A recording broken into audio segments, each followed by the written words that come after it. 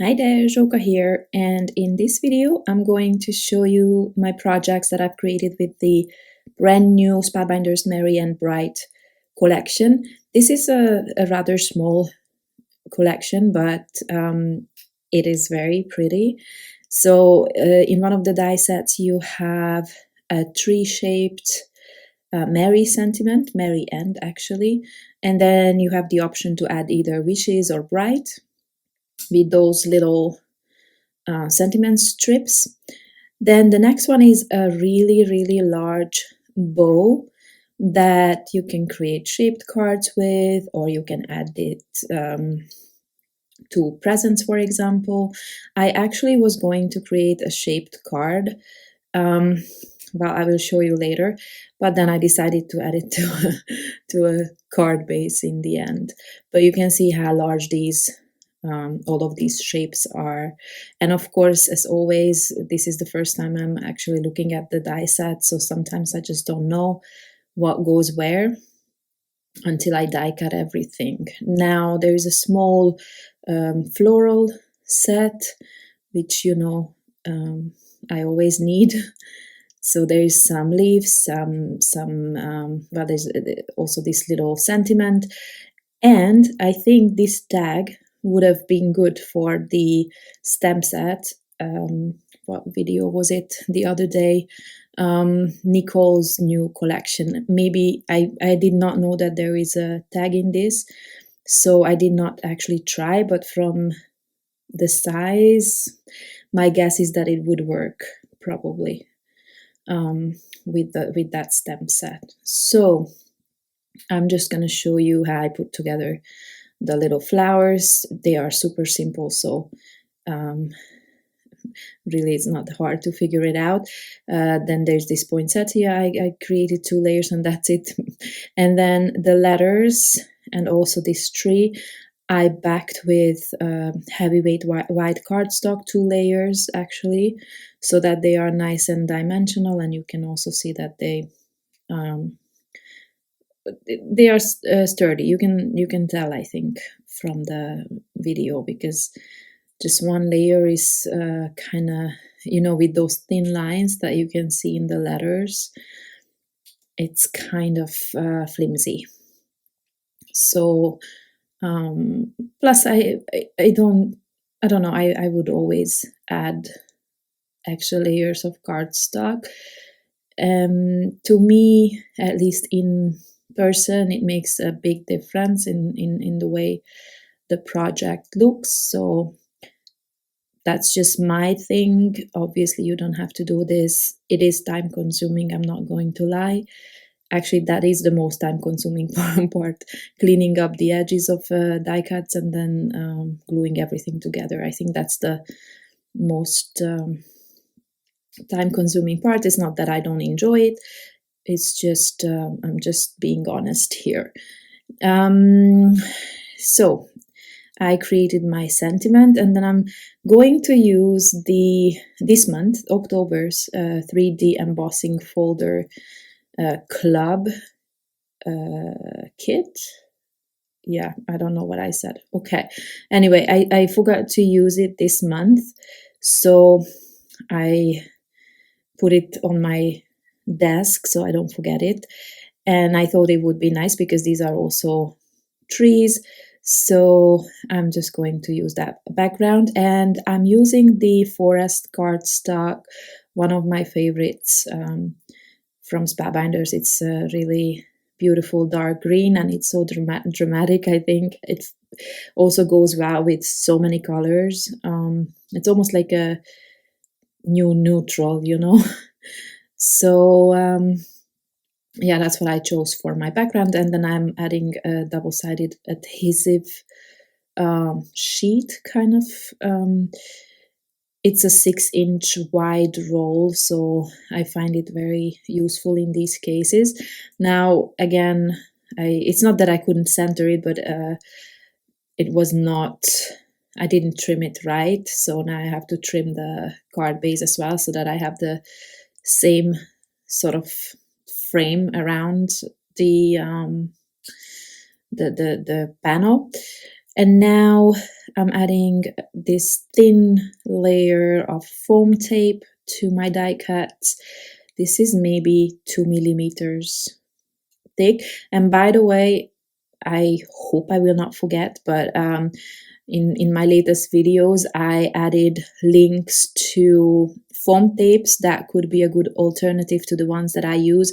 I'm buying them, mine, at local office stores, so I cannot link them in, but I did find some big rolls at scrapbook.com if you are looking for something. Or you can obviously check office stores in your area. So I was not I wasn't satisfied with the card.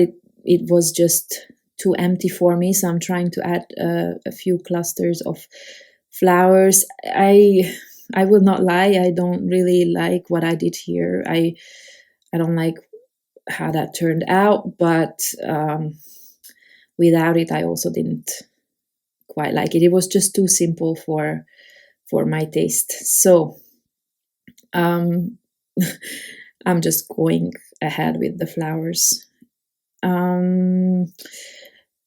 Then I try to mix the colors in a way that, you know, there's red at the bottom, so I added two more pops of red, but not at the bottom, on the side and the top.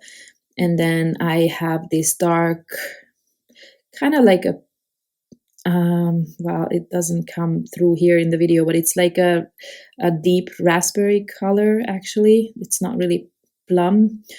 And so I have 3 of those as well. And now I'm coming in with some matching enamel dots, and I actually consider that finished. Now I'm using this, this is a standard embossing folder that is part of this collection. And I actually use the wrong side of it because it had more debossed areas, I think. I don't know, I just liked the way that looked better for what I needed it for, because I'm going to add letters to it, and I wanted this to be as flat as possible, if that makes sense. Even though it's embossed, I just wanted to have more flat areas. And again, I'm adding some of this double-sided adhesive, and this one is a sort of mini slimline size, but I actually did instead of 6 1/4 by 3 1/4, I have 6 1/2 by 3 1/2 inches, I think. It's just a little bit larger, so and then I die cut a lot of letters, and I think from 7 different colors, and also the little sentiment strips, but only the wishes part. And my idea, actually, my original idea was to cover the card front just with Mary, like not even this landscape orientation, but just the normal, and then, you know, it would go Mary all the way through, but the side was just not right. I could not space the letters in a way that it looked nice. And this one here actually was perfect. I could add 4 rows, and with the wishes at the end, I could space it out properly, I think. So I went with this option, and then I kind of went through the same colors, so from dark green through light, and then from light pink to the darkest. And as it happened, if you see that, it actually gave a really cool pattern. The only thing that where I did not follow the colors was the 3rd row, where I added a pop of red just so that it stands out. it would have been actually light pink, the lightest pink. But I don't know, I just liked red with these colors. So that's the reason. And because there was a lot of white space around those strips, I added some of the little leaves that come with the collection. And then I'm going to, instead of the flowers, because there's only one smaller flower, which is also not very small, for this specific space it would have been too big. Instead of those die cuts, I'm adding some enamel dots to kind of imitate flowers there. And then I'm going to push them into, in place, just so that they stay put. Now, this embossing folder is actually from the new Simon Hurley collection, but it is not yet available. I think it's called Sparkling Snow. Could be different. I just checked it and I don't remember. Anyway, it's not online yet, but it will be available at some point. There is a similar embossing folder already, but it doesn't have those sparkly little thingies. It's actually really pretty. Now, so this is where I was still planning to do a double-sided or like a shaped card. So I actually die cut everything twice and then I flip them over, so both sides of the bow are actually the same. So like they are nice, not not the back of the die cut that is completely ugly and ruined, at least in my case, because the plate is all cut up and then that is all imprinted into the back of the die cut. But in this case I turned them around, so because they are symmetrical, so both the back and the front look the same. But then I went through all this trouble and then I changed my mind and added it to a 5x7 inch card base. Well, either way, I would have used 2 layers of cardstock anyway, but I would just have layered them up normally, not caring if the back looks good or not. Now, for that little piece, I actually used black cardstock because I don't have any darker green than this forest cardstock. This is my darkest green cardstock, so I just used black. You cannot really tell here, I think. And then it's so easy to put this together.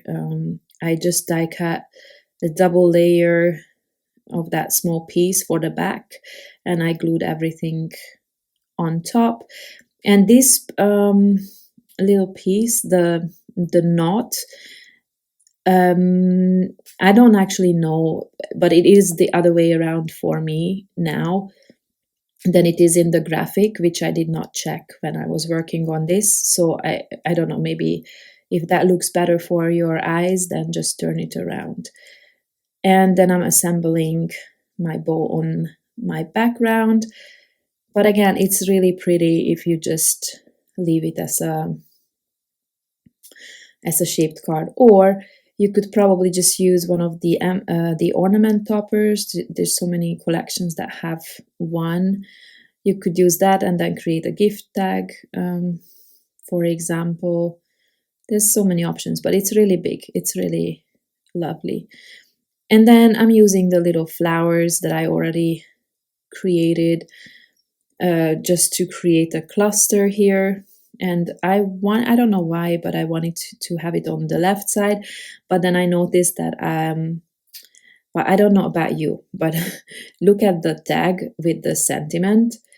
If it's the orientation is like this, I like to put it on the left side for some reason. So if I put it on the right side, I feel like it's upside down. I hope that makes sense. So it was just so busy on the left with the tag as well that I then decided to move the flowers to the right, and then I have the tag on the left. You see what I mean? It just looks like it's the wrong way around. And then that twine, I will have to check if it's in stock, but you should be able to buy this also on the in the Spellbinders store. I don't remember the brand, but I feel like it started with Vivant or something like that. But I could be wrong. Anyway, I will check and add it to the description box. By the way, I just noticed that one of my previous videos, I think it was the what is it called? Merry Mug and Circle Delights or so. I had to actually upload that video twice because the first one froze. I don't know why, it got stuck. And that one, the first one, had all the links in the description box, but I had to delete it, and then I forgot to add it to the second one, and I just noticed that today, so I corrected that in case someone wants to follow those links, because obviously I'm just trying to save you time to have to look up everything, although I do show them with the codes in the video so that you can go that way as well. It's up to you, but it should always be in the description box what I use. Okay, so I'm adding some enamel dots because, again, I felt like there's too much white in my background, even if it's textured. So I just added a little bit of different texture. So another embossing folder from the new Simon Hurley collection. This one is actually a cut, and I don't even know what it's called. Something with cut and emboss or something. You can see here that you can die cut a poinsettia, and then you can place it in the embossing folder and emboss it. And it's going to be this really pretty 3D embossed design. So this folder is also not yet available. These are the two things that I'm not going to be able to add to the description box, or at least not with the link yet, but I will try to update it when it's available. So I actually didn't want to just have that white, right? The background. I think it's gorgeous, and probably if you colored it, it would be also really beautiful. And but I thought I would just add some color to it, and then I started adding more and more with the little, because I had a lot of these die cuts left from the previous card, and I thought, okay, why not add everything to this card base? And so I started to fill up that background to a point where you cannot even see anything, or really not much from the background, but at least you can see the poinsettia, which I created with the same folder. So I'm just trying to figure out the design. It's not gonna make a lot of sense. I'm just trying to fill up all the empty spaces, and even though I settled on a certain design, I will have to keep changing it, because I'm placing things back when I'm gluing things down. I'm placing things back in a way, well, differently than they were first. So I have to keep modifying what I have laid out. So I'm adding a small 3D, like a foam tape to the middle, because you can see that the middle of the poinsettia is dimensional. So I'm adding that first, and then I'm adding a bigger piece of foam tape to the back, and it's still gonna keep the flower pretty dimensional. And they will hang off the edges, but I'm going to trim them off. I prefer doing this, you know, with an I just feel like the pattern is more organic that way, although I only have that with the poinsettia now. None of the little things hang off the edges, but okay. Then those little flowers, there's a red one and the pink one, the light pink one. I only had two of. It kind of bothers my eyes, but I did not want to die cut another one. And by the way, actually, those are also layered up. So there's two layers to those little flowers as well, because I knew that I was going to add foam tape to them, and they hold up better that way. So that was my thought process anyway. And then once I'm finished with this, I'm going to trim off the edges. And I actually normally fill up the white spaces around the edges with what I trim off. But this time I didn't really have a lot of white. And the one place where I did have, and I tried to add something, it really didn't turn out so great. I should have just skipped that. So there at the top, I wanted to add something, but then this one is still okay. But then I'm going to go in with some red, and it looked okay when I was trying here. But then I realized that it's just one petal, and all of a sudden that looks stupid. And then the second one just didn't go the same direction. So I'm gonna give up here. I will just leave the one piece there, and it looks kind of stupid, but okay. And then I will add some 3 enamel dots, and once I'm actually finished with the video, I came back and added more enamel dots. So in the pictures at the end, you will see more enamel dots, in case you're wondering why I have a different card there. That's the only reason. And then because I didn't want to cover up much of the background, I am just going to add this small hello sentiment, which I die cut just now. I think this one came with the floral set, if I remember correctly. And I'll just place that there on the light poinsettia, because that felt like a good spot for it. And then I'm ready with today's cards. I hope I could give you some ideas with this beautiful new collection. I know I said, or I mentioned that I have another collection that I could work with. I think it's called Beautiful Wreaths. So it's like you can create wreaths with the collection, but I will just not have time for it. I don't know when I will be able to come back to it. Maybe in November, because for November I don't have anything other than the kits, the monthly kits yet. So maybe. I don't want to promise. But thank you very much for hanging with me today, and I hope to see you next time. Bye-bye.